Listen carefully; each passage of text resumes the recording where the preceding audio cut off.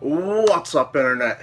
Cory Zamier here, collecting with Cory. It's time to show you what I've picked up at flea markets and trade events and the internet for probably like the last 2 weeks. Let's go.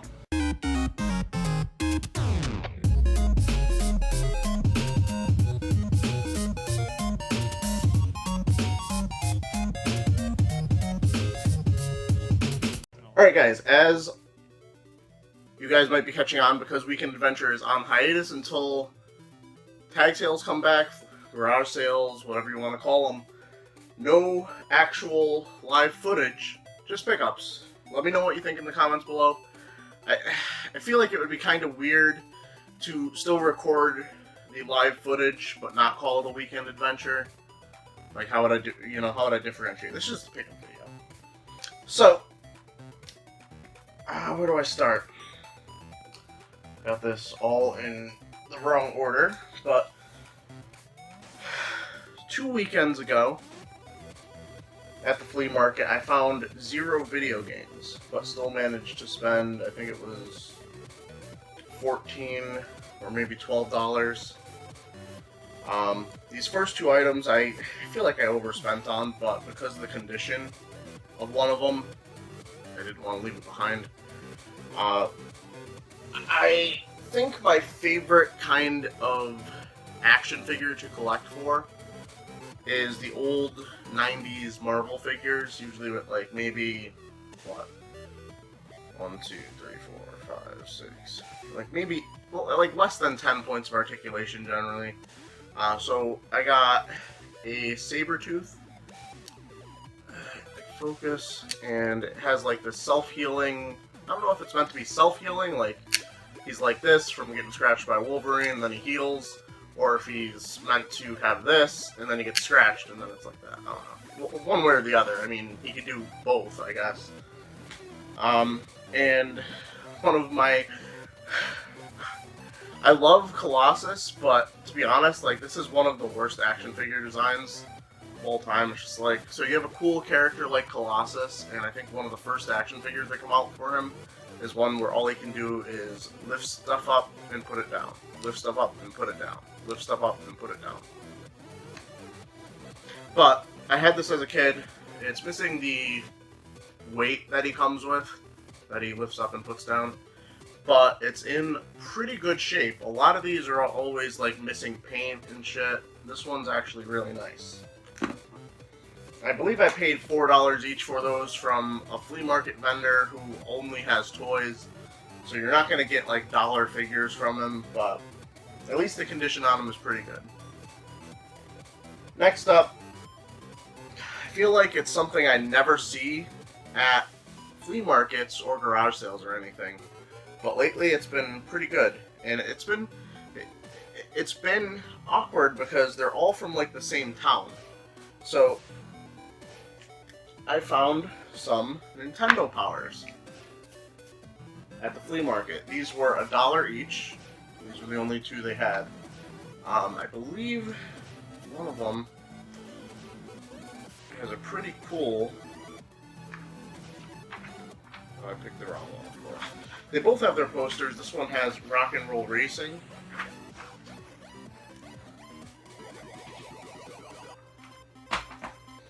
And the one with Yoda on it has a pretty cool Secret of Mana poster, which I thought was really awesome. It's nice to find Nintendo Powers, especially ones from this era, with the poster still, because it's going to be for good games like that. Not games I'm a big fan of, but I can recognize the Secret of Mana as a good game. And like I said, I believe the Game Pros and the EGMs I found a few weeks ago were from a town in Connecticut called Hamden. And these are from a different person, but also from Hamden, because they have their, their address on them. And it's just like, what's with this town giving up all of its video game magazines all of a sudden? And I picked up 2 other magazines, or actually 3 other. Yeah, that makes sense. So I spent $13 at this flea market. These were $1 each. These were actually... So, I used to get a lot of magazines as a kid, and these are all still brand new. I got 2 Toy Fair magazines, a magazine which I very much miss. It was really cool. Probably going to open these at some point and look through them because I don't really find any point in collecting sealed magazines. And this other one was big for me when I was a kid because I was into collecting, well, not collecting, but playing card games like Magic the Gathering, Star Wars, Pokemon for a little bit, and that's Inquest Gamer. Or just Inquest. I don't think it was Gamer yet. But, brand new. Has some cards in there for... the fuck if I know what game that is. But, really cool. See what decks were around for Magic the Gathering back then. Probably something cool. This one's from 1997, so who knows what you'll find in there. Going in order of when I got them, I guess. I had a pickup from Gamestop online, and as I've probably mentioned in videos, multiple at this point, I am now a Power Up Elite Pro member, so you get 20% off, other perks, stuff like that. One of them that mattered for this deal was, I believe at Power Up Elite Pro you get free shipping for over $35, and you might have seen that Lego City Undercover was on sale for $20 brand new from GameStop on any system. And that includes the Switch. And this is a game I've wanted since it came out on the Wii U. Now it's available on every system, and I have it on my favorite system. So $20, couldn't pass it up, but I didn't want to pay an extra $6 in shipping. So I was looking for like a cheap, well not cheap, but like 15, what was it? I think I needed it to be like a $19.99 NES game. And is this game worth $19.99? No.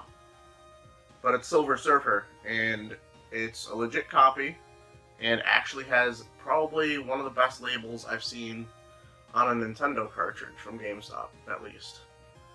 It's got a little bit of a scratch there as I say that. But, needed it for the collection, and I spent, I think it was like $38.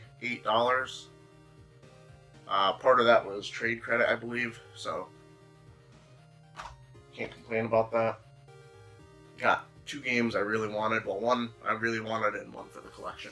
Which is a really cool thing because you don't get... At the amount of NES games I have, I don't know the exact number. If I'm not lazy, I might actually put the number on the screen somewhere. At least updated for this video. You don't find many NES games that you don't have for your collection. I'm getting a little bit ahead of myself. So this last weekend, I went back to that same flea market and found some more stuff. Some stuff I'm actually really excited about. From the first vendor, and this is a vendor I usually get some video games from every once in a while. He has some NES games, he has decent PS2 games. His prices aren't too bad. For $10 total, I got these 3 items.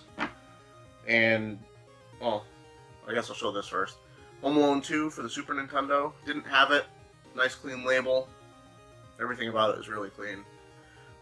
Putting it in the collection. Play it on Let's Play Something eventually. I keep saying that, but I haven't gotten around to playing anything lately on Let's Play Something. And I keep talking about it as if it's still a channel I'm going to put videos on. But I've already decided I'm putting them on this channel, so I don't know. And the other 2 items were another fucking blast from the past. Let me know in the comments section below if you remember motherfucking Calvin and Hobbs. Oh my god, was I so excited to see these. I can't wait to read these. Well, obviously I can because I haven't yet. And it's been about 4 days. But, Calvin and Hobbs, oh my god. So we have the authoritative Calvin and Hobbs. I don't know if there's any like crossover, like if they're going to have some stories in there that are the same. And the essential Calvin and Hobbs. And these are in pretty nice shape. On this one you can actually see another blast from the past, a remnant of a Caldor sticker. Where it was, you can't see the price, but Caldor. Do you remember Caldor? That was the store that was like right around the corner from my house, so we went there a lot. At another booth for, I want to say $2 each. I got these 2 games. Got Mario Super Baseball, but swirl, It's actually Mario Kart Double Dash, so that's a little bit of an upgrade. To be honest, if it was Super Baseball or Superstar Baseball, I don't know if I would have kept it because I don't like baseball games, but it's a Mario game, so maybe it would have been fun. I might have kept it to record a video that, once again, who knows when that would actually happen. But because it's a Double Dash, I'll probably keep the case just in case and recoup with the Mario Kart. And the other game there looked interesting. I've never seen it in person, so I figured it might be kind of uncommon, and it is about a $30 game. Tulip from Natsumi. You've found the girl of your dreams. Can you win her over before your heart breaks? Pucker up, big guy. You found your true love, but need a strong heart and a stellar reputation to tell her just how you feel. Become a better man by helping quirky citizens above and below ground in this strange and wonderful place called Long Life Town. So, I'm no Japanese expert, but I believe chew in Japanese is kiss, so it's basically translated to kiss lip. I don't know. It's like a $30 game. I'm probably going to hold on to it for the collection. Play it. I keep saying it. But play it on Let's Play Something. See, you know what I'm going to say. I'm fucking predictable at this point. So, the last pickups I have for you are from a GameStop. I went out on Pro Day again. It was Pro Day this weekend. Did not find anything, because it's basically Switch or nothing for me at this point. So I didn't find anything that I wanted to pick up, because there's barely any pre-owned games at GameStops for the Switch. But they did have a Switch game on sale for $10 brand new, and that is Has Been Heroes. Like a lot of the Switch games I've been picking up, my general idea is pick them up, try them out. If I like them, keep them. If I don't like them, sell them, trade them, I don't know. I've done that with a few games. For instance, I've getting rid of Fire Emblem Warriors because, oh my god, I just need to stay away from the Warriors games. They're just so mindless, and I don't find any enjoyment in it. And it's like a pet peeve of mine with these Fire Emblem games lately, because I played the mobile game and the Warriors game, where it's just like, here's characters from all these different series that have nothing to do with each other, and you're some bland, whatever character that doesn't have a name, and it's just like, hey, all these people from different timelines and different eras of Fire Emblem games are just showing up and fighting together, and the AI in it is just terrible. Like, if you're not controlling a character, they're just standing there, and I had to get rid of it. I played it for like an hour, and it was no fun. There was no fun to be had there. I don't understand how these Warrior games keep making money. But I digress. Also, Splatoon 2 sucks, just like Splatoon 1. I turned off the motion controls, and it's just like, imagine playing a first-person shooter where your objective is to shoot the ground to gain turf. And your gun, at least the one that you start out with, only shoots 3 feet in front of you. Have fun. That's not fun for me. I don't know. Just makes me want to play like a Call of Duty or something, you know? But, on to the rest of my pickups. That was the only thing I picked up at GameStop. The rest of these I got at the Dango trade event over here in Southbury. I went with my friends Ted and Rob. I was going to say they spent a lot more than me, but they spent a lot more initially, until I found out that one of the vendors that I was looking at some NES games at took PayPal, which was bad news for me. Slash good news for me. I don't know, it was a good deal, but it was, it was dangerous. But for $20, and I believe I traded him a Super Nintendo copy of Legend of Zelda, I got Sonic Forces. This was brand new. Actually, is one of the only Switch games I have that comes with something other than the game in it. Like, what the fuck? Comes with some controller covers that I probably won't use because I'm not that into Sonic, but I wanted to try it out. Heard mixed reviews on it, give it a try. And for $20 cash and a Super Nintendo game that I had as a double, that's fine for a game that was literally 2 days old, brand new, at the time of pickup. Now, the rest of these I got from one vendor. I spent a total of, I believe, $125. I just realized I messed up the order on these. There we go. And these were all games that I needed for my NES collection. Like I said,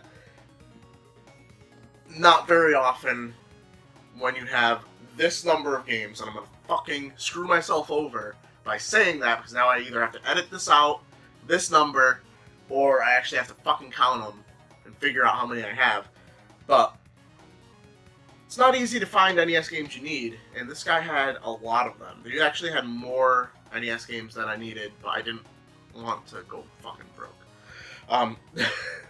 So first up we have Michael Andretti's World GP. It's one of those titles that you just assume you have, but when you look into it you don't. It's just like, what the fuck? Same thing with Bo Jackson Baseball. And this is one I don't think I've ever seen the cartridge for. Break Time. It's a pool game. This is one that I saw recently on James and Mike Mondays, and it looks kind of fun. The Rocketeer. Really nice label on pretty much all these. One I've never seen before. Rally Bike. Another one I've never seen before. Clash Ball. This is one that, even though it's an LJN game, the label just makes this game look so badass, and I think it's one of the coolest looking NES labels of all time. The Punisher. How fucking badass does Frank Castle look in that? That looks awesome. That looks fucking awesome. If I'm a teenager when this game came out and I see that, I'm picking it up, I'm buying it, or I'm renting it, because oh my god, fuck LJN, but that cover. And we got Joe and Mac. Nightshade. And the last one is one that's actually been floating around about $30 everywhere I see it locally at some video game stores, but I didn't want to spend $30 there. But in a bundle deal, I'll pick up Old School, even though it's marked $30, you know, bundle deal a little bit less than that. I don't remember the exact savings on how much I saved, but that is going to do it for this pickup video. To be honest, had I had live footage with this, this would have been a really long video because I'm already at 17 minutes, but like I said, that's going to do it. Like the video, subscribe if you're new, go check me out on Patreon if you would like to support the channel. I'd really appreciate it. Big shout out to Todderbert for your continued support. And as always, keep it real, Internet. I love you guys.